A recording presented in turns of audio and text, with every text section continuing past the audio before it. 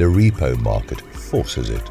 The Chinese might be orchestrating it, pulling levers, ordering actions, making phone calls, throwing their weight around. Their greater plan could be to cause the US government debt default and to force a regime change. Better described, they wish for a dismantling of the current form of the US government and its misrepresentative bodies.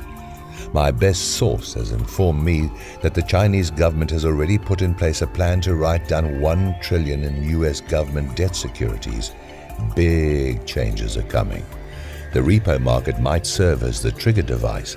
The Chinese will then force a double on the gold price, which would bring them $1 trillion in like-sized profit. Think reset. Their gold hoard is an order of magnitude greater than reported officially. A few months ago, a strange story hit the press on JP Morgan taking steps to exit from the commodities business. It was given minor weight. Back in May 2012, the venerable, broken JP Morgan CIO control room revealed astounding derivative losses. Obviously, they lied about the details and deflected the blame. It was not from forex trades linked to Southern European sovereign bonds, which all improved over the previous 3 months, by the way. The outsized losses, probably 10 times larger than admitted, were linked to the fast rise in the 10-year US Treasuries. The interest rate derivatives were in the process of breaking down badly. The London whale loss was the signal. The saga of the JPM funeral is ongoing and unstoppable. The casket is prepared. The old man is dead on the floor. The quick move from 1.65% on the TNX in May to 2.95% in September was sufficient to wreck the entire interest rate swap derivative structure, kit and caboodle. No minced words here. IRS swap structure dead and destroyed, barely limping along. The added piece of evidence to support the claim was the September event whereby the US Fed led a round-robin of flash trading to overbid the US T-bond with the collusion of Wall Street banks. They might not have been eager to comply, but they were forced to do so.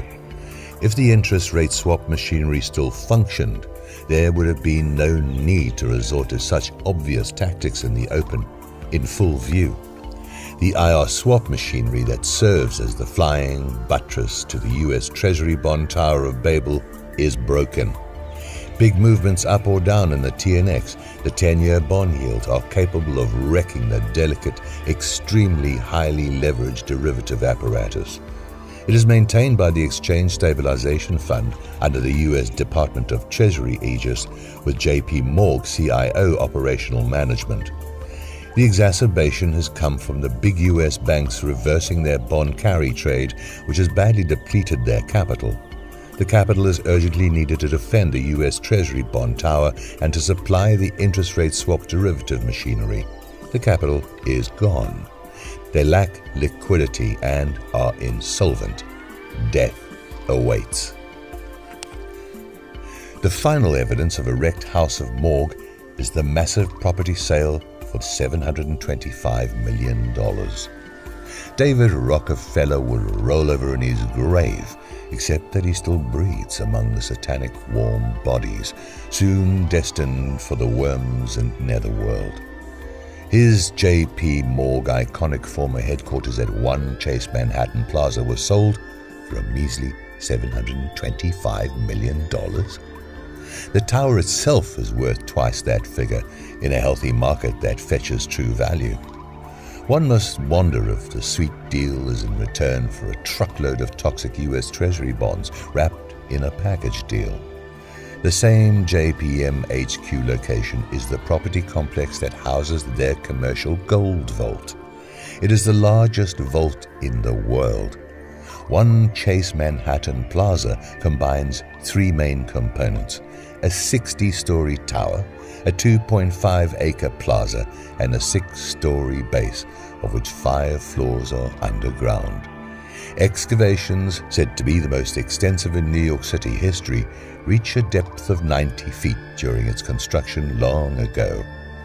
The construction is ornate and elaborate, featuring white Italian marble travertine and fortified to withstand both a nuclear attack and a massive flood.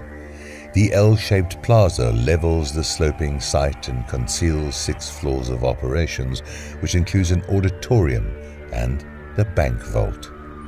The motives for sale to a Chinese property conglomerate remain shrouded in mystery. China just acquired the building that houses the world's largest gold vault. Contrast that with the frenetic Chinese gold imports in the last several months from Hong Kong, totaling 2,000 metric tons in the past 2 years. Conclude, possibly, that China has decided it will no longer settle for domestically held gold and has begun to expand its global vault facilities, kind of like golden colonies or outposts, better yet, arsenals and armories. The acquisition is an important step in the grand paradigm shift of power moving from west to east. To put it in military terms, the Chinese just established a beachhead in South Manhattan. It is more than just a beachhead. They took control of the US Fed Operation HQ. Game over. The US Fed just surrendered. The last people to know will be Americans. Word will filter through Wall Street. Watch the Wall Street investment banks soon announce the news of Chinese government debt being sold on US soil, just like in London. The whores of Manhattan can pivot and salute the Eastern Master. The Chinese have captured the flag by acquiring, under duress, the Trophy Tower. May John Pierpont Morgan roll over in his 2-timing grave also, an efficient agent for the Bank of England in the recapture of the US colony a century ago. Ever since the late 2008 events of financial firm collapse, the big banks lashed themselves together, not just the New York banks, but the London banks and even the Western European banks like big German, Dutch and French banks. If any one big Western bank fails, they will all suffer a failure event. There is security in numbers, which lashing does accomplish. The term comes from old ships at sea, which prevented sailors from being thrust overboard during stormy seas. They would tie themselves together with other sailors around the waist and then tie the ropes to the ship's masts.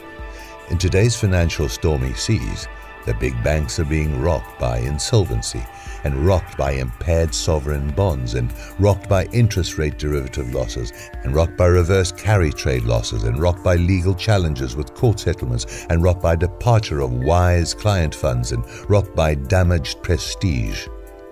Their insolvency owes to profound losses in their portfolios of bonds and loans.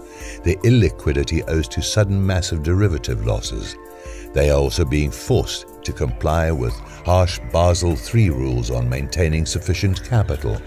Again, insolvency plus liquidity equals bankruptcy and failure.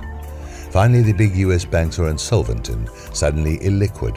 Thus, the J.P. Morgan prize property sale to raise cash and to wipe away bad paper. The big US banks have begun to announce capital controls. It started with the J.P. Morgan client accounts, limiting their withdrawals and limiting wire transfer activity. The practice has recently spread to other big banks. Following in the JPM lead, shadow banking has come to the fore to show its ugly head.